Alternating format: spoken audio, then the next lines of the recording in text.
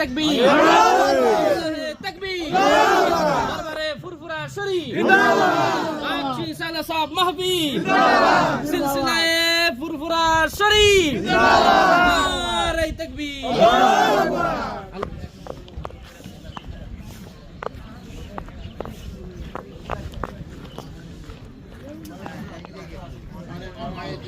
আসসালামু আলাইকুম। কেমন আছেন আপনারা? আলহামদুলিল্লাহ। খেদমতে আছেন? আছি আলহামদুলিল্লাহ। খেদমত করতে কেমন লাগছে? ভালো লাগছে। আচ্ছা, তো আজকে কি রান্না হবে?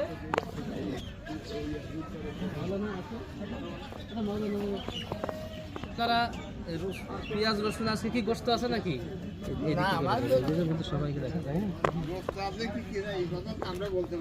আচ্ছা আচ্ছা, আজকে কত মানুষের রান্না হবে?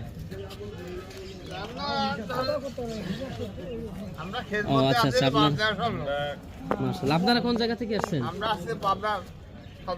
পাবনা সদর থানা থেকে। আচ্ছা, বনপাড়া। আচ্ছা, বিভিন্ন জেলার মানুষ এখানে আসে।